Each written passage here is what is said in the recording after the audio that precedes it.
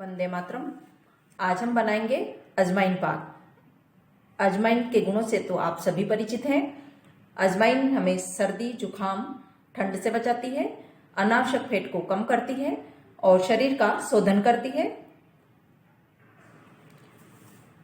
आज हम अजवाइन पाक बनाना शुरू करते हैं। अजवाइन पाक बनाने के लिए 150 ग्राम दरदरी पिसी हुई अजवाइन ली है, 300 ग्राम आटा लिया है और 300 ग्राम गुड़ लिया है हमने, और घी आवश्यकता अनुसार यूज करेंगे। चलिए अब हम गैस ऑन कर देते हैं।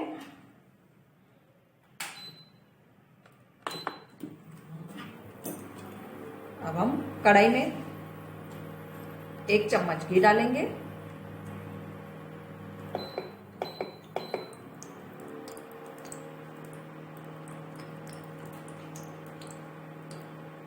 आधा चम्मच और डालेंगे।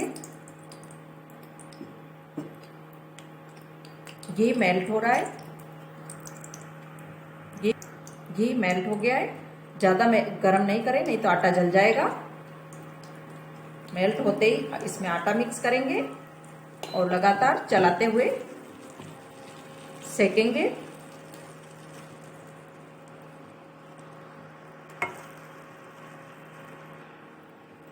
अब इसमें थोड़ा घी कम लग रहा है, तो 1 चम्मच घी और मिला देते हैं और लगातार चलाते हुए हल्की आंच पर भूनेंगे। लगातार चलाते रहें, छोड़े नहीं, नहीं तो जल जाएगा।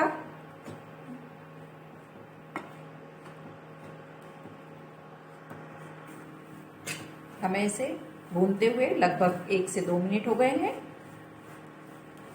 बहुत हल्की आंच पे भूनना है इसे।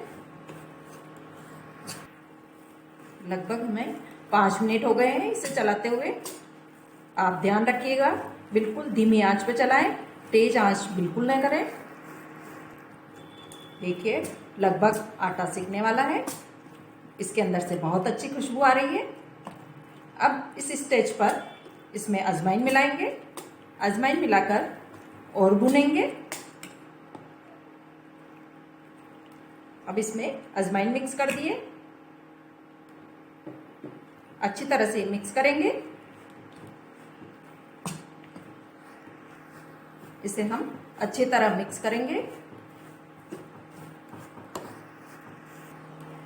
अब हमें इसे मिलाते हुए 2 से 3 मिनट हो गए हैं। ये अच्छी तरह से मिक्स हो गया है। अब हम इस स्टेज पर गैस बंद कर देते हैं और इसे बड़े बर्तन में ट्रांसफर कर लेते हैं। हल्का ठंडे होने के बाद इसमें गुड़ मिक्स करेंगे।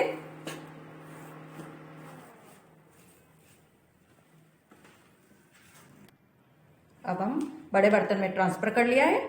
अब इसमें गुड़ मिक्स करेंगे। गुड़ आवश्यकता अनुसार कम या ज्यादा भी कर सकते हैं।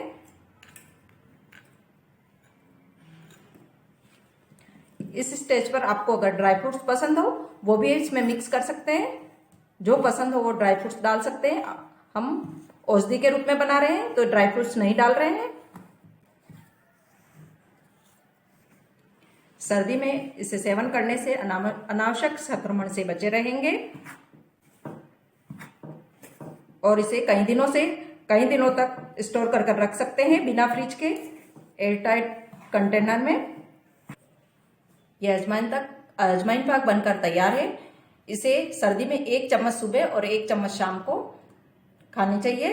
यह पेट संबंधी बीमारियां से बचाती है।